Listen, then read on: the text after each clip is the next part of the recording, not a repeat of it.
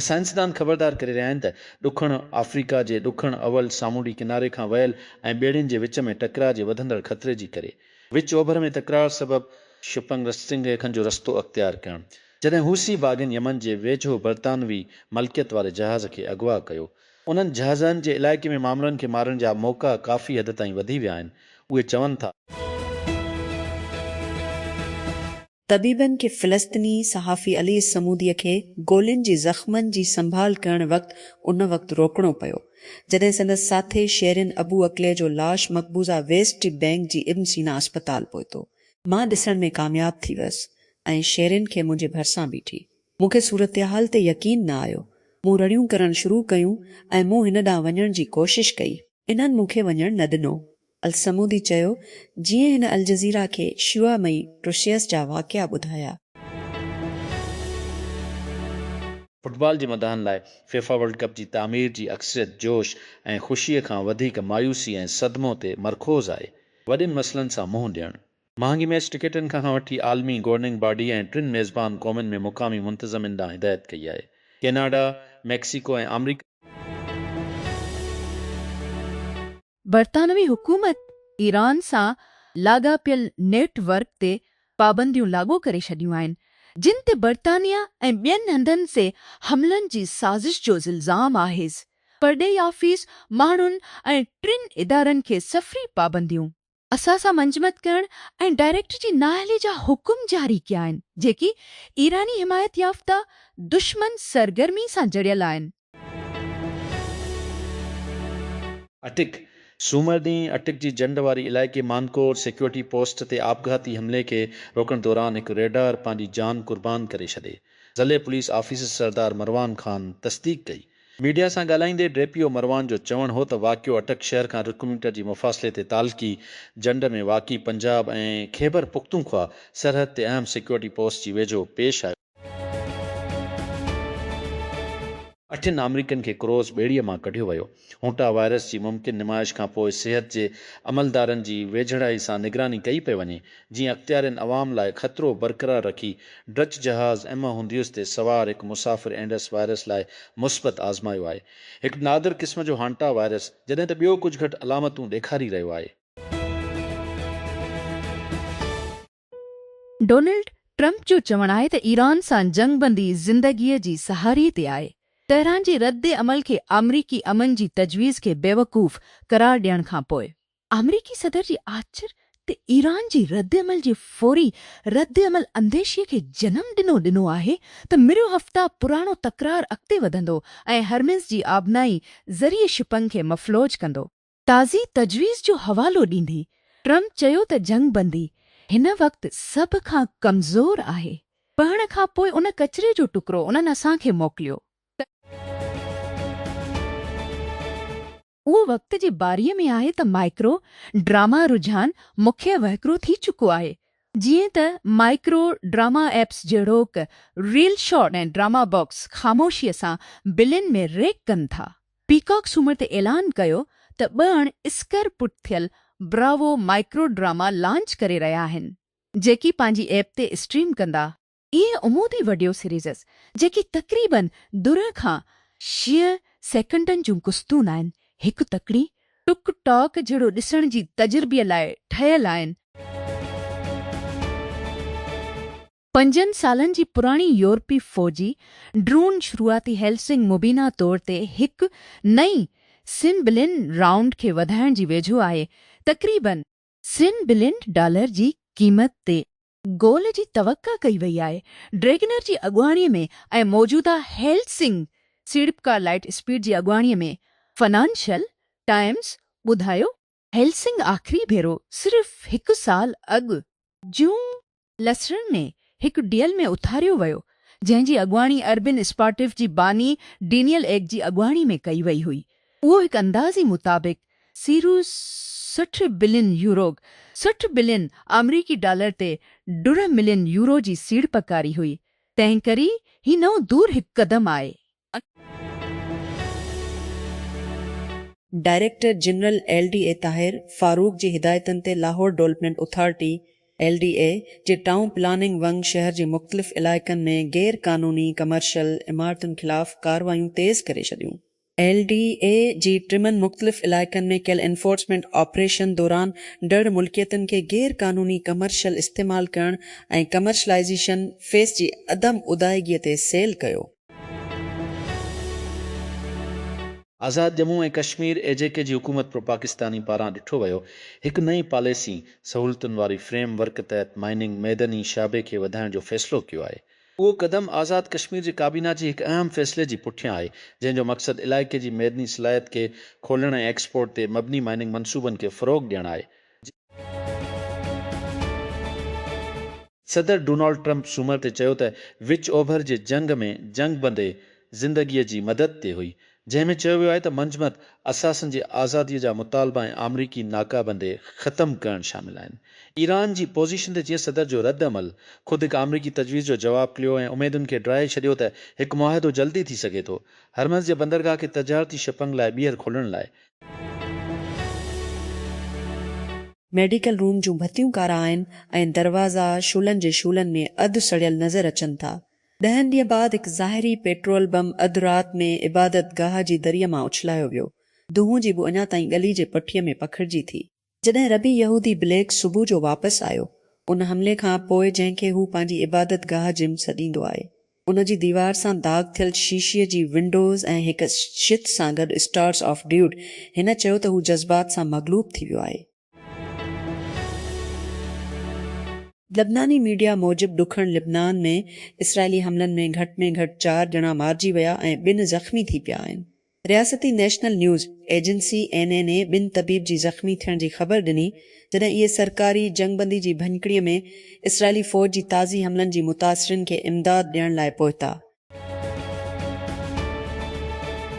डेग मोल मां वापसि आए ॿीहर शुरू थियण खां सिर्फ़ महीना पोइ कयूं गुलाब जे हिकु भेरो मशहूरु लंग शेयरिंग साइट जो रेबूट मार्च में बंदि थी वियो, जीअं कंपनीअ जो रुख बदिलजी वियो।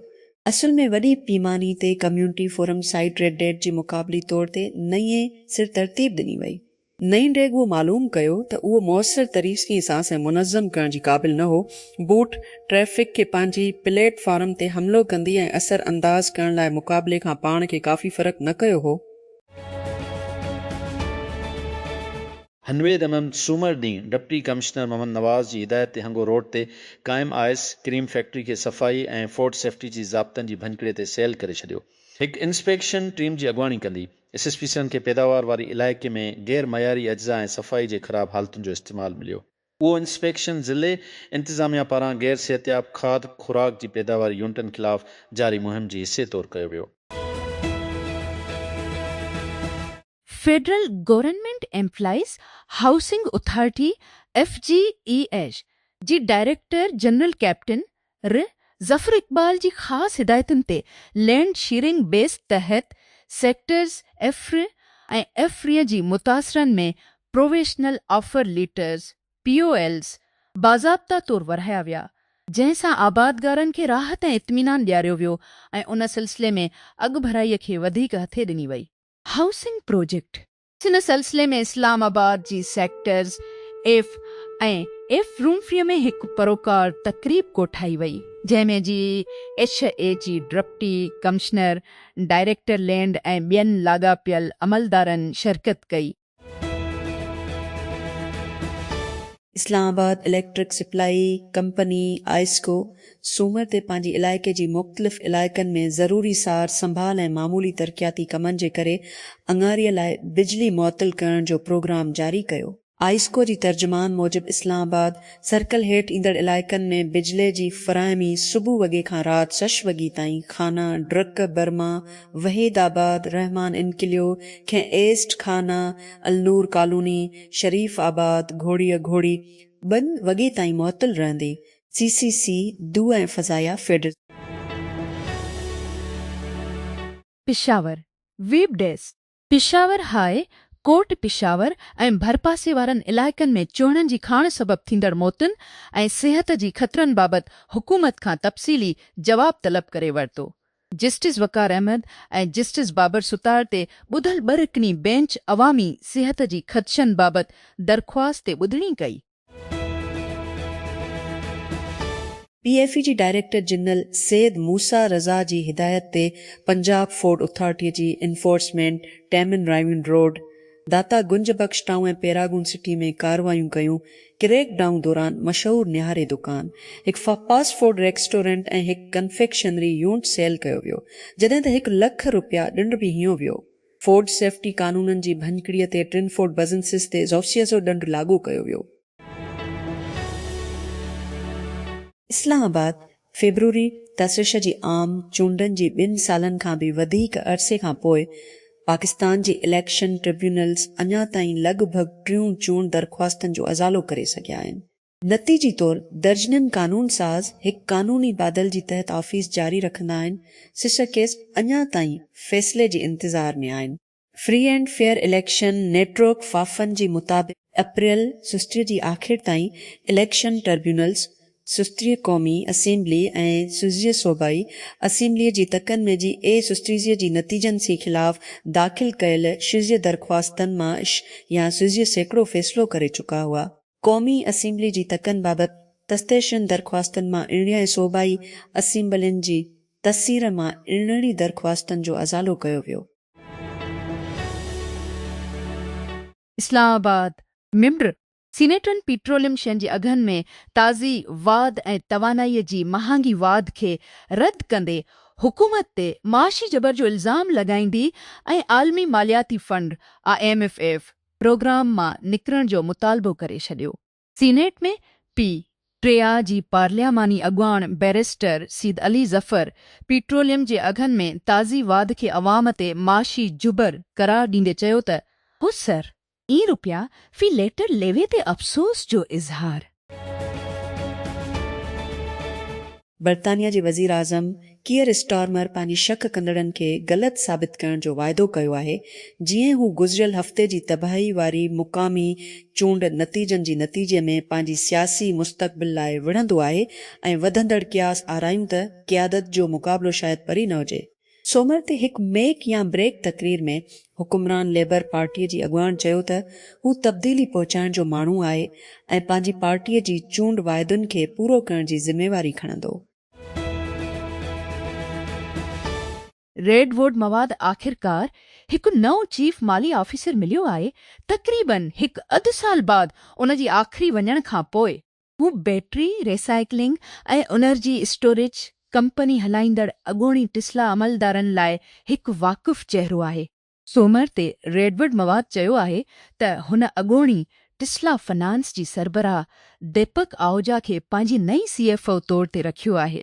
आहूजा हिकु एग्ज़ीक्यूटिव टीम में शामिल थियो, जंहिंमें टिस्ला जो अॻूणो सीटीओ GB स्ट्रॉबियल, रेडवुड जो बानी ऐं CEO ऐं अॻूणी टिस्ला पावर ट्रीन नायब सदर कुलिन कैम्पबेल रेडवुड जी CTO शामिल आहिनि। केतिरनि ई ॿियनि टिस्ला एक्सपर्ट्स जी विच में ताज़ो आहूजा ड्रोन कंपनी ज़िपलाइन में चीफ फाइनेंस ऐं बिज़नेस ऑफिसर हो। सदु समावारी वफ़ाक़ी वज़ीर अताउल्ला तारड़ सूमर ॾींहुं पार्लियामेंट जी कार्रवाई मां वाक आउट ख़तमु करण से सहाफ़ियुनि जा थोरा मञिया। क़ौमी असेंबली जी फ्लोर ते ॻाल्हाईंदे हिन चयो त हिकु टेलीविज़न चैनल जा इश्तिहार ॾिना विया जिन थियां शिनर मुलाज़िमनि खे बरतरफ़ कयो हो, उन्हनि खे फ़ौरी तौर ते मुअत्तल कयो वियो आहे। ईंदड़ Oppo find x pro marks हिकु नई लेख में ज़ाहिर थियो आहे। उन जी कैमरा डिस्प्ले ऐं चपस बाबति तफ़सीलात टिप्सटर डिजिटल चैट स्टेशन जी मुताबिक़ फाइंड एक्स सीरीज़ खे अक्टूबर में चीन में लॉन्च करण जी उमेद आहे ऐं शामिल थी सघी थी। फाइंड एक्स प्रो ऐं फाइंड एक्स प्रो